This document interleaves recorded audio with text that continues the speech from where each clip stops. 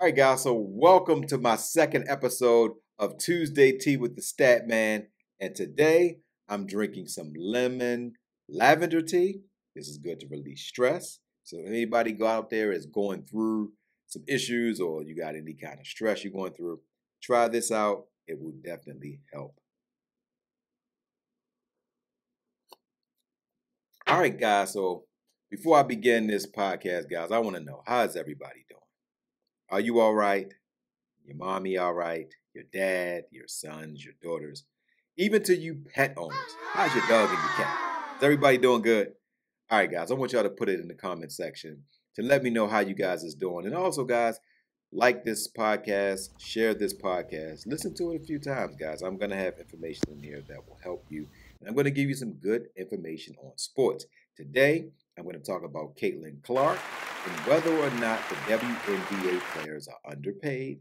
And I'm also going to talk about this week in sports, what's going on in the NBA, how are the playoffs faring, and my opinions about how the playoffs will turn out. And I'm also going to give you guys a backstory on myself. All right, guys, so without wasting any more of you guys' time, let's get into it.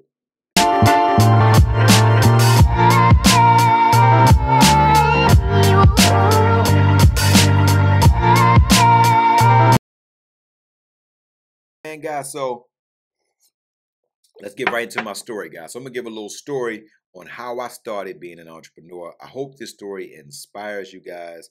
I hope this story brings some hope to people who are trying to also be an entrepreneur. All right, so let's get right into it, guys. So when I was a kid, growing up in Baltimore, my mother used to give me a $5 allowance. How many people remember the days when you got $5 for an allowance? So when my mother would give me this $5, I would take it to the penny candy store. I would buy these candies called chews. If you grew up in Baltimore, D.C., Philly, you knew about the chews. I would buy them for a penny. I would take them to school and I would sell them for 5 cents and I would come home with $25. I was already on my way to being an entrepreneur and I didn't even know that at that young age. So I did this for a few years, guys, and next thing you know, I'm 13, about to turn 14. And when I was in school, they called me Candy Man, here comes the Candy Man. That was my nickname, ladies and gentlemen. So then when I get into my 9th grade year and I hear everybody is working jobs, so I'm like, man, I didn't know that the candy was actually going to give me more money. So I go get the job and I'm like, man, I'm about to ball. I'm like, my first job. My aunt was like, hey, I'm the manager at Burger King. You can come down and work for me. And I'm like, I'm going to make thousands of dollars a week, not knowing that minimum wage was only $3.35 at that time. Long ways, right? Put in the comment section, what is the minimum wage right now? I have no clue what minimum wage is, but what is the minimum wage right now? It was $3.35 back in the day. And also, to work a job, you had to get a permission slip from your guidance counselor. So you go into your guidance counselor, you get this permission slip, you take it home, your mother signed it, and then you were able to go out and work. So I worked at Burger King, guys. I started working at Burger King, guys, and my first couple of days, I'm like, this is pretty cool. But my aunt, she's real grimy. My aunt Alicia, I'm still mad at you, auntie, for making me go out there and sweep the dumpsters every time a pretty lady come in. So the pretty lady would come in, I'm like, yeah, I put my Mac on, like, I'm gonna go out there and be a Mac. Mom was like, Vaughn, dumpsters. I'm like, wow, Vaughn dumpsters. That's me now. I'm dumpster guy. I'm just gonna clean up dumpsters. So that's what I did. I cleaned up dumpsters. So ladies and gentlemen, after that, I worked for 2 weeks, right? Now it's the big day because you had to work 2 weeks to get your paycheck. So now the paycheck comes, guys. I'm like, I'm about to ball. About to open up all these zeros going to be behind these numbers. My check was $86.17. Yep. I thought I worked like 90 hours. It was more like 30, but $3.35 an hour. Guys, I worked like 30, 35 hours, maybe 40 hours max. But my check was like $115, but they gave me $86. I'm pissed. I go into the office like, hey, somebody owe me some money. Aren't you going to come out your pocket or something? But I need some more zeros behind this 8 and this 6. I'm like, the way my body feels, this ain't adding up. And Mom was like, no, it's right. You know, remember on Alicia, we had that talk? He was like, no, it's right. You know, you had to worry about taxes. And I'm looking at FICA. I don't know what FICA is. I'm like, what the heck is a FICA? And SSI, and you got all these, it's like 4 or 5 things they taking out of my check. So guys, I was like, man, at that moment, I was like, I don't really like the way this feel. I'm like, I did a lot for this little bit of money. I was like, wow, Burger King trying to stick me for my shillings. Wow. I'm like that little green leprechaun. I need all my shillings. And Burger King took all my bread. But again, youth and experience don't go hand in hand. So I work a couple other fast food jobs, guys. I ain't gonna go into the whole story of all the jobs I worked. Worked at Wendy's was probably my favorite fast food job. They actually paid like $5.25 an hour. That was cool. So then in my 11th grade year, guys, I'm like, man, I don't really want to do this working thing. I knew at 17, like that ain't really for me. So I joined the military, Be guys. Yes, all that at the you beginning of can my be. senior year in the summertime when everybody's having fun, the summertime of their senior year, everybody's having fun. I'm in Fort Ord, California for basic training.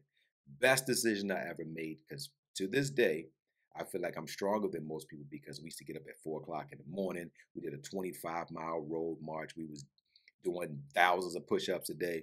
So when I came back from my senior year in high school, I was mentally stronger than everybody else in my school. I knew I'm like, I got a significant advantage on everybody else because in the Army, you had to be 20 minutes early. 20 minutes early almost meant 5 minutes late. So I'm coming early to school, and everybody noticed a difference in me. I went from a terrible student. I was getting B's and A's in my senior year, and it was because the military taught us to be the best. Like you don't want to just be average. That's saying be all you can be. That's real. So make a long story short, guys. So I come back into my senior year, and this company named Procter and Gamble. Has anybody ever used Noxzema or Clarion or CoverGirl? If you've used any of these products, put it in the comment section. That factory is in Baltimore, and they paid $18 an hour. Mind you, I'm making five. If they would have hired me full time, guys, wouldn't be doing this podcast right now. I would have still been at Procter and Gamble. So I work there, and they do what's called temp to hire. I mean, that's what I said. Youth and experience don't go hand in hand. Temp to hire means that they hire you for 90 days and then they bring in new 90-day hires because they don't have to pay any benefits. You don't have to get any medical benefits. There's no paid leave, no time off. So they save a lot of money hiring temps. And I didn't understand that that's how they make their money. And they tell every temp, yeah, we're going to hire you. And they never hire you full time. So after my 90 days, they let me go. And I graduated high school, guys. I'm kind of down. So I go and everybody like college. My mother was like, college or work. You ain't just gonna sit home and do nothing. So I go to college and didn't really do well. I barely passed my classes. So I joined the military full time, go through my 4 years like it's nothing, come out. Now I'm even stronger. This is where my life took a turn for the best. I get hired by a guy named Ed Cluster. Ed, if you still around, if you see this, man, I love you, Ed. You taught me a lot about life. So I see in the paper. This is how you got jobs back in the 90s. You had to actually go into a newspaper. How many people have actually, do they even still have newspapers, ladies and gentlemen? Put in the comment section. Do they even still have newspapers? Because, guys, I go in the newspaper, I see a electrical job paying $9.50 an hour, guys. This is the late 90s. So I go in, I meet with Ed, and I'm like, Ed, 9.50. He was like, well, I don't know about what you can do because you're military. So I take the 9.50. I said, Ed, when I show you what I can do, I said, listen, sir, when I show you what I can do, I'm gonna need more money. So after 2 weeks, I'm like, okay, that's about enough time. I went to his office, like, Ed, we need more money over here. This 9.50 ain't doing it. He was like, cool, man, what you want? I said, give me 11.50. He said, done. I was like, that's too easy. He ain't even like argue. I'm like, wow. So I go, I work, and then 2 weeks later, again, I'm like, Ed, this ain't working. I need more money. He said, listen, Vaughn, we ain't doing this every 2 weeks. What do you want? So I'm like, Ed, just pay me what I'm worth. So Ed is like, it's not my job to pay you what you're worth. It's my job to pay you under what you're worth so you can bring your tail back to work on Monday. And I said, why would you do that? And he was like, that's what we do as employees. We don't pay anybody what they're worth. He said, every employee in America is paid at least $5 under their value. He said, but when you apply for this job or my application, did it say etched in stone at 9.50 or starting at 9.50? And that changed my life. From that moment forth, I said I can negotiate my worth no matter what it is. I don't have to take what they're offering. I'm going to come in there and say what I want. So he sat me down and was like, Vaughn, sit down. You're not going to be working for me long. You don't have an employee mindset. And he started explaining to me how business run and stuff like that. So make a long story short, we get this scale job. Scale job means that the government contracts you and they pay you 1.5 times your salary. So now I'm making about $20 an hour. And but the catch to the scale job is that you have to work whenever they say work because the project got to be done. So if you got to work 60 hours a week, 70 hours a week, 7 days a week, it don't matter. So we just come off of out of the past 14 days, we worked 12 days and I'm dead tired. This is when my whole life changed, ladies and gentlemen. We worked 12 hours a day for 6 days out of the week. And I told Ed, was like, at the end of Thursday, I'm like, Ed, I'm tired, man. I ain't gonna be able to come back tomorrow. I need a day off. And Ed was like, you don't have no sick days. You ain't been here long enough. You got to come in tomorrow. We can't afford to let you sit home. And at that moment, I felt like a slave. Has anybody felt like that at your job? Felt like you had no control? So I felt like a slave, and I was like, man, I don't know if I can do this work stuff again. And that's when I changed. And that's when I decided to do my own thing. I kind of did my own thing the wrong way, but that was when I started my path, guys. And that's the true story on how the stat man started running his own businesses. So, guys, I hope that gave you some wonderful, wonderful knowledge. I hope that inspired you. And like I said, Ed taught me about certain things, and I said, I'm gonna just now do it for myself. And it's been 20 years that I've been doing it for myself. All right, guys, so let's talk about Caitlin. I don't know if you've been underneath a rock, but there's a new phenom in town, and her name is Caitlin Clark. And I don't know why this young lady gets so much hate, but I am a big fan of hers because she's a flat-out baller, and she's here to save the WNBA. So first, let's talk about what is the average attendance for the WNBA games, and these numbers are from last year. So the average attendance of 6,615 fans per game was the highest since 2018. The WNBA had its highest total attendance in 13 years, where they had 1,587,488 people attend. The 2022 WNBA champion Las Vegas Aces saw the highest increase in average attendance, more than 66% year over year, averaging a league high 9,551 fans per game. Those numbers are from September 13th, 2023. So not bad. So they had a high attendance because they won the championship, but the league average was 6,615. Let me show you what Caitlin Clark's attendance was for her first preseason basketball game. On Thursday night, more than 13,000 people, many wearing jerseys with Caitlin Clark's number 22 on them, filled the stands of the Gainbridge Fieldhouse in Indianapolis to see Clark play her first WNBA preseason game with the Indiana Fever.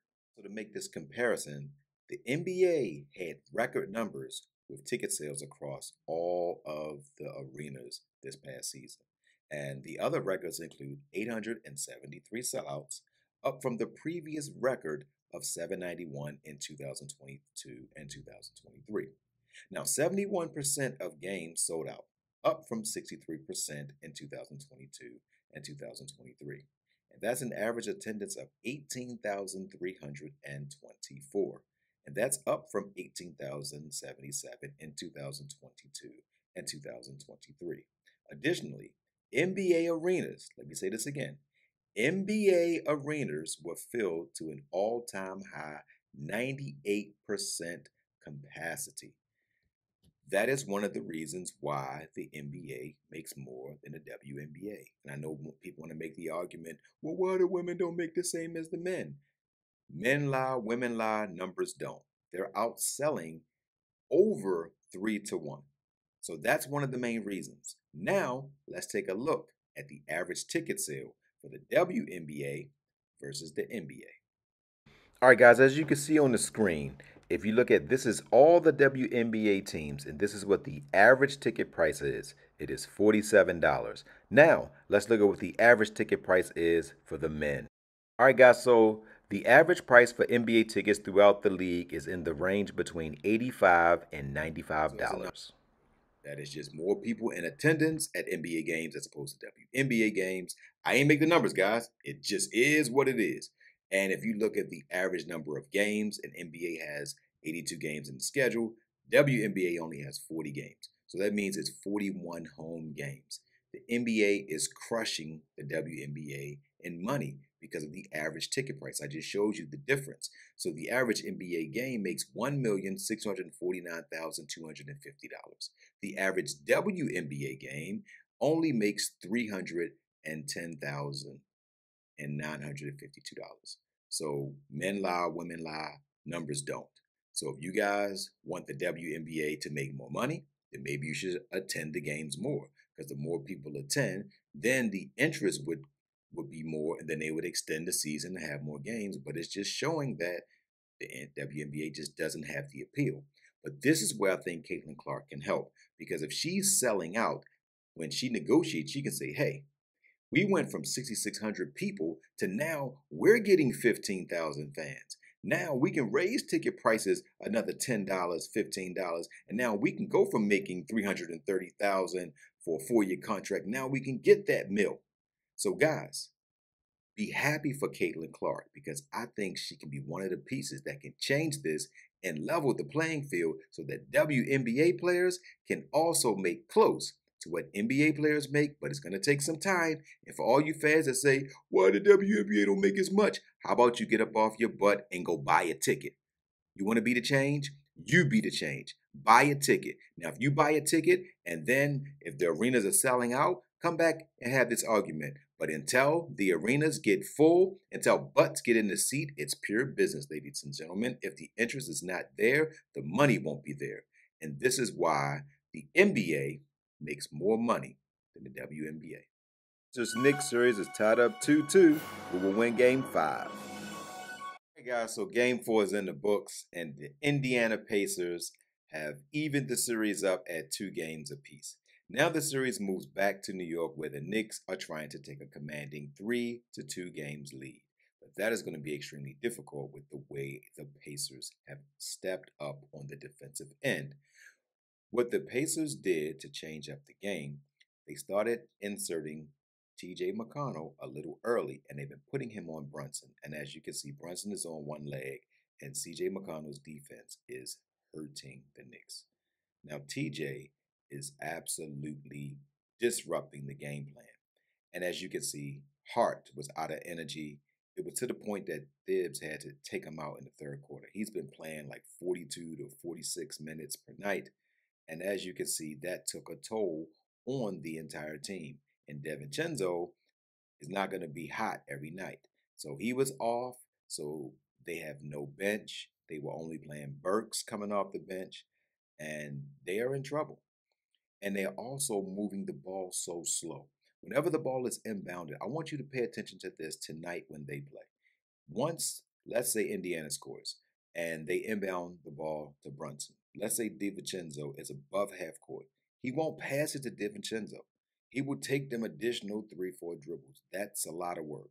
But watch the Pacers. When the ball is inbound to Halliburton, he's looking up the court like, who is up ahead of me? And if he sees anybody, even Siakam, Turner, he passes that ball ahead. And those are dribbles that he does not have to do. And what I'm also seeing is Turner is coming into his own. And Siakam is wearing Hart out down low. Hart was used to not having to guard Siakam. Anunoby was doing that. But now that Hart has to do this on a consistent basis, it's starting to take its toll. And I'm wondering, with all the minutes that they played in the Philly series, is that starting to rear its ugly head? Because what I'm seeing is they are in trouble. And they could be done like an overcooked steak when they get back to New York. So we'll see later on tonight. But I say Indiana takes a commanding lead 3-2. So Denver goes into Minnesota and ties the series 2-2. Denver Nuggets even the series 2-2, guys. They won 2 straight games in Minnesota. And Minnesota should be really pissed off. They should be really starting to think that they might not win this series because Michael Porter only had 4 points. Now, I know Gordon put up over 20, and Jokic didn't have a dominating performance. He had 35 points, but he only had 7 rebounds and 7 assists. But the problem that I see, it's tough for Gobert and Towns to exist together. When Gobert missed the day off, when he had the birth of his child, I saw Reed. He spaced the floor more. He actually played defense better on Jokic. But when you bring in a guy and you pay him that much money and he wins the Defensive Player of the Year award, the coach is probably going to be loyal to him. And this will probably cost them the series. Anthony Edwards' career is starting off just like Michael Jordan and Kobe Bryant. He's in his first real playoff series, and he's putting up the numbers, but they're not winning. And if they brought Towns, not Towns, but if they brought Gobert off the bench, I think they would be more effective. Pope didn't really do much, but he's a great defender. Gordon went crazy. He finally got 7 rebounds. He had 6 assists. He's getting assists every game, but he finally got the rebounds. But when I'm looking at Minnesota, I'm like, we know Anthony Edwards is going to do his thing. Towns is up and down. I believe Towns would be more effective if Nas Reed was in the game, because now Nas Reed can bring Jokic away from the rim, and that means that Towns would have more space because I think he can do his thing against Gordon. But since Minnesota is loyal to Rudy Gobert, I think they're going to lose this series. So when this series goes back to Denver, I say Denver wins, and I think Denver closes it out in the next two games. The Boston Celtics go into Cleveland and take Game 5. This is the crucial game in this playoff series, guys. Tatum is showing that he is definitely the man. He came in there and put up 33 points in back-to-back games. Brown is showing why he is also an all-star. He put up over 20 points. And Drew Holiday put up his second straight great performance. This is his best stretch so far in these playoffs. He's looking like he could be the third wheel. And if they're playing like this, guys, without Porzingis, they will be tough to beat. And maybe Boston can go all the way and get that next championship ring. Now, from Cleveland, they don't have nothing to hang their heads down for. Strus made his first 4 three-point shot attempts. They didn't have the services of Donovan Mitchell, who was putting together an amazing playoff performance, but he was out, so that hurt. Mobley did give 19 points with a valiant effort, and Garland played his heart out, putting up over 30 points, but it just was not enough. So when they go back to Boston, I expect Boston to end this series. So thanks for tuning into my second episode of Tuesday Tea with the Statman. And guys, don't forget to think in ink. That means write it down so that way it can come true. And guys, don't forget to win-win. That means give people what they want so you can get what you want. So guys, until next week, love you guys.